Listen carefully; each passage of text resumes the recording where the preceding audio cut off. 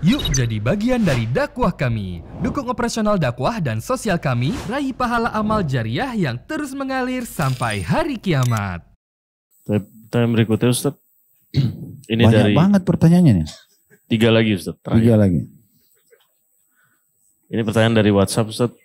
Apakah hasad itu benar bisa merusak rencana atau hajat? Misal kita punya bisnis dan ada rencana untuk pengembangan, lalu saya cerita ke teman saya kalau ada rencana ini dan itu, lalu tiba-tiba malah ada masalah di bisnis saya dan rencana saya gagal. Apa itu karena hasad Ustaz? Bisa. Bisa saja. Karena hasad itu bisa, hasad yang buruk ya. Karena hasad ada 2. Ada yang dilarang, haram. Sebagaimana sabda Nabi SAW, hati-hati kalian dengan hasad atau iri. Karena dia bisa membakar pahala, menghapuskan pahala sebagaimana api membakar kayu bakar. Nah ini hasad yang diharamkan, yaitu antum iri melihat kelebihan pada diri seseorang dan antum berharap hilang dari dia. Dia punya ketampanan, punya kecantikan, punya kepintaran, punya kelebihan ekonomi dan segala macam. Terus antum cemburu dan antum senang tuh. Tetangga beli mobil baru pas tabrak pagar, syukurin tuh. Nah, misal, itu karena antum jengkel hatinya, itu nggak boleh. Tetangga beli AC dia yang kedinginan, kan gitu. Nah, dia jengkel marah. Nah itu iri yang nggak boleh, hasad. Tapi yang kedua yang boleh, ghibthah namanya. Jadi kita cemburu melihat kelebihan orang, tetapi kita dalam hati nggak ingin hilang dari orang itu.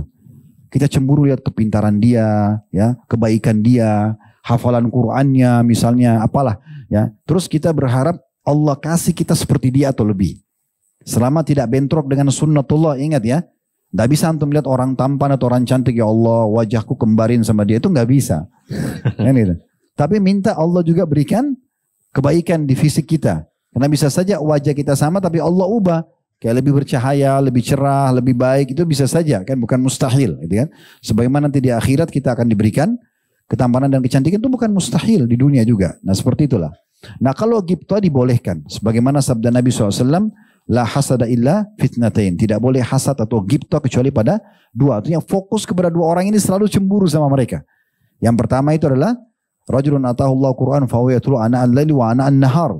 Seseorang yang Allah karunia Al-Quran dan dia sibuk membacanya di sholat atau di luar sholat, di siang dan di malam hari. Wa rajulun atahullahu malan. Yang kedua orang yang Allah kasih harta, wa yunfiqu ana al-laili wa ana an-nahar.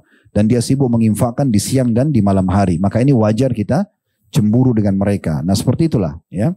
Jadi kalau kita menceritakan kelebihan tadi kayak gitu sama orang lain, bisa saja karena hasad yang haram ini, yang iri yang tadi diikuti dengan rasa dengki dalam hati, cemburu kenapa orang ini punya kelebihan dan dia berharap orang itu berubah, tabrakan mukanya jadi cacat lah, fisiknya cacat, harta usahanya bangkrut gitu-gitu ya, pernikahannya jadi kacau, dia gembira dengan itu, maka ini hukumnya haram gitu ya.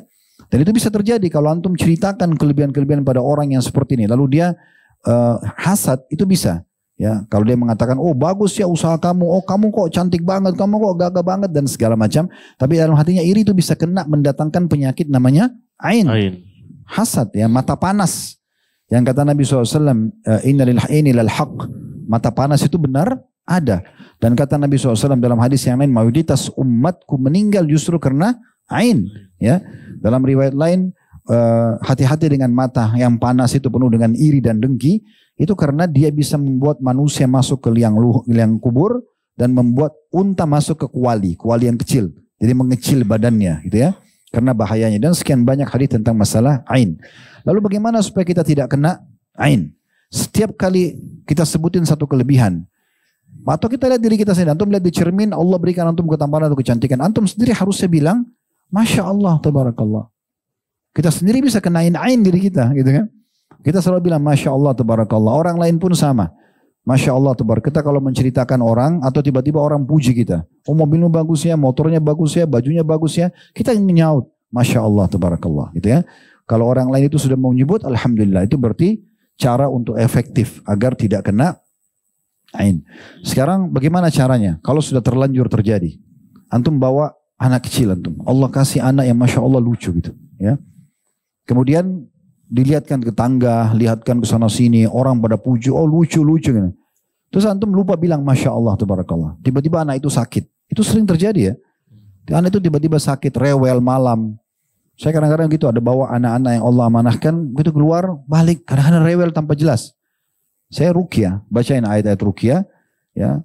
Kalau perlu ada air, di ruqyah juga airnya diminumkan, air zam-zam atau air apa, diusap di badannya, insya Allah setelah itu akan hilang. Dengan izin Allah subhanahu wa ta'ala, itu bisa.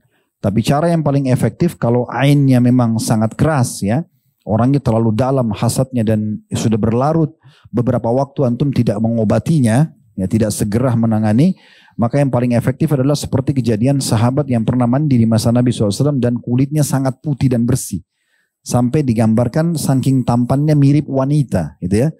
Dia lagi mandi, karena dulu orang tidak punya kamar mandi dalam rumah, jadi mandi di luar di padang pasir. Dan dulu itu di Madinah, orang-orang punya tempat mandi bersebelah-sebelahan. Orang taunya ini kamar mandinya keluarga fulan, ini kamar mandi keluarga, mereka buat gitu.